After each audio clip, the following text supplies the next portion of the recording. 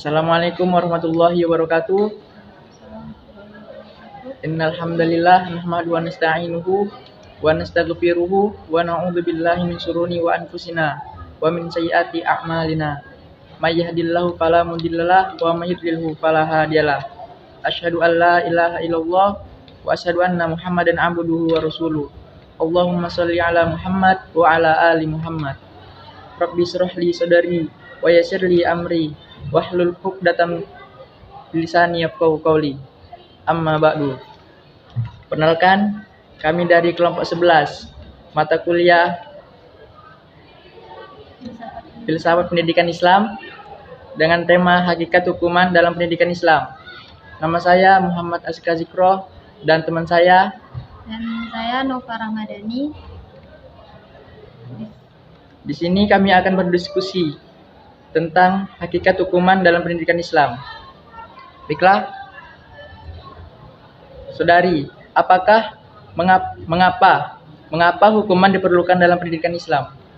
Karena hukuman merupakan alat pendidik represif, disebut juga alat karakter, yaitu bertujuan untuk menyadarkan anak kembali kepada hal-hal yang benar atau yang tertib. Lanjut nomor 2. Bagaimanakah menerapkan hukuman yang mendidik kepada siswa? Di sini saya akan menerangkan tips hukuman yang mendidik kepada siswa. Yang pertama yaitu hukuman harus dapat memberikan efek jera. Setelah melakukan hukuman, hendaklah hukuman tersebut menjadikan siswa menjadi lebih baik dalam berperilaku dan tidak mengulangi kesalahannya lagi. Terus yang kedua, hukuman tidak boleh mempermalukan siswa. Ini sangat penting karena jika siswa tersebut malu, maka dia akan lebih down dan membahayakan psikologisnya. Yang ketiga, bersifat edukatif atau mendidik. Hukuman tersebut harus bersifat mendidik karena hukuman di sini yang meningkatkan disiplinnya, yang harus meninggalkan pesan bagi siswa. Jangan untuk memuaskan guru dan tidak mengajarkan apapun terhadap siswanya. Baiklah, lanjut pertanyaannya. Mengapa hukuman diperlukan dalam pendidikan? Tentu, hukuman ini sangat diperlukan dalam pendidikan untuk memperbaiki individu yang bersangkutan agar menyadari kesalahannya dan tidak mengulanginya lagi. Yang nomor 4, bagaimanakah pendapat para ahli memaknai tentang hukuman? Arti hukuman menurut para ahli yaitu yang pertama, Amin dan Yen Indra Kusama. Hukuman adalah tindakan yang dijatuhkan kepada anak secara sadar dan sengaja, sehingga menimbulkan nestapa. Dengan adanya nestapa itu, anak akan menjadi sadar akan perbuatannya dan berjanji di dalam hatinya tidak mengulanginya lagi. Yang kedua, yaitu menurut para ahli Suwarno, hukuman adalah memberikan atau mengadakan nestapa atau penderitanya dengan sengaja kepada anak yang menjadi asahan kita dengan maksud supaya penderita itu betul-betul dirasainya untuk menuju kebaikan. Terus yang ketiga, Abdullah Nasih Ulwan, hukuman adalah memberikan pelajaran baik bagi si pelaku ataupun yang lain. Semua itu adalah sebagai cara yang tegas dan tepat untuk memperbaikinya. Terus yang terakhir, Elizabeth, hukuman adalah menjatuhkan suatu siksa pada seseorang karena suatu pelanggaran atau kesalahan sebagai ganjaran atau balasan. Baiklah, lanjut yang nomor 5. Apa sajakah syarat-syarat hukuman yang bersifat pedagogis? Itu syarat-syarat hukuman pedagogis. Tiap-tiap hukuman hendaklah dipertanggungjawabkan. Yang kedua, hukuman itu dapat yang bersifat memperbaiki. Hukuman itu adalah yang bisa memperbaiki seorang anak, bukan membuat dia tambah bandal. Yang ketiga, hukuman tidak boleh bersifat ancaman atau balas dendam yang bersifat perorangan. Tentu saja hukuman ini tidak boleh diancam. Contohnya, jika seorang anak itu berprestasi, namun seorang guru ini memiliki dendam terhadap siswanya, maka dia memberikan nilai yang jelek atau rendah gitu. Yang keempat, jangan menghukum atau menjatuhkan hukuman pada waktu sedang marah. Ini jelas karena pada waktu marah, emosi kita tidak terkendalikan.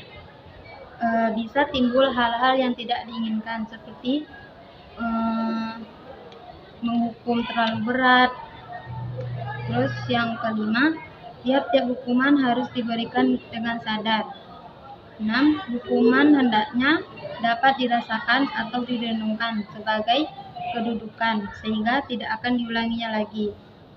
Hukuman ini harus bersifat jera terhadap seorang didik untuk tidak mengulangi kesalahannya lagi.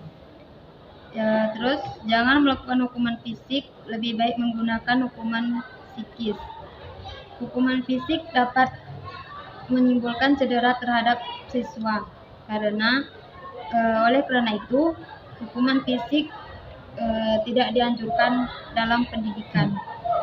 Terus menjatuhkan hukuman adalah sesuai dengan jenis kesalahannya. Menjatuhkan hukuman itu harus sesuai dengan apa yang dia lakukan. Apabila dia melakukan hukuman yang berat, kesalahan yang berat, maka diberi juga hukuman yang setimpal. Di sini saya akan melanjutkannya. Apa sajakah hal yang harus dihindari dalam hukuman? Baiklah, saya akan menjawab pertanyaan dari Saudari Nova. Hal yang harus dihindari dalam hukuman. Sebaiknya para pendidik harus menghindari beberapa hal sebagai berikut. Yang satu, memukul wajah anak. Hal ini tidak jarang kita temui di masyarakat atau di rumah-rumah. Juga di sekolah-sekolahan, bahkan ada yang sampai pukulan tersebut mengenai mata, ada telinga, dan mengakibatkan indera anak terganggu. Oleh karena itu, para pemerhati pendidikan dan kesehatan ini adalah salah satu hal yang sangat dilarang dan harus dihindari. Dan yang nomor 2, terlalu keras. Seorang pendidik yang keras pada saat memukul akan disebut oleh murid-muridnya sebagai seorang yang kasar dan zalim. Karena peserta didik ataupun siswa tidak suka dengan dengan guru yang terlalu keras, seperti menghukum ataupun mengajarnya terlalu keras, karena peserta didik tidak akan dapat memahami ilmu tersebut dengan cepat, diakibatkan karena suasana dan sifat ataupun kondisi. Jadi kita sebagai calon guru, kita harus mendidik para siswa itu dengan lemah lembut dan dengan penuh perhatian, bukan dengan penuh kekerasan. Dan yang nomor 3, kata-kata yang tidak pantas. Kata-kata yang tidak pantas adalah kata-kata yang buruk dan sangat menyakitkan psikologi seorang anak. Jadi kita harus mengajar peserta didik dengan kata-kata yang baik, yang sopan, yang santun, karena apa yang didengar oleh siswa itu akan dilanjutkan kepada seterusnya, kepada teman-teman dan pada orang lain. Jadi kita harus berbaik kata lah, dengan kata yang lemah lembut. Nah. Terus selanjutnya, apa dampak memberikan hukuman dalam dunia pendidikan? Hukuman juga berdampak pada motivasi belajar peserta didik. Setelah diberikan hukuman, peserta didik tidak jarang semakin bersemangat belajar, karena salah satunya adalah semangat belajarnya sudah luntur ataupun sudah layu.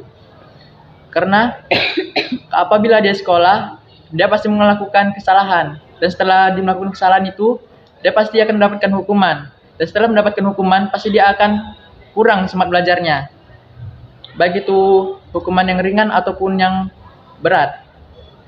Jadi kita harus memberikan hukuman yang baik kepada peserta didik, ataupun memberikan hukuman yang mengarah kepada pendidikan seperti menghafal ataupun membersihkan kelas ataupun yang lain. Nah, Terus bagaimanakah pendidikan yang berhasil itu? pendidikan dapat dikatakan berhasil apabila telah memenuhi tujuan pendidikan nasional. Pendidikan juga dikatakan berhasil apabila proses belajar mengajar dilaksanakan secara efektif dan efisien, sehingga hasil belajar dapat dicapai dengan lebih optimal. Terus mengapa harus ada hukuman dalam pendidikan Islam?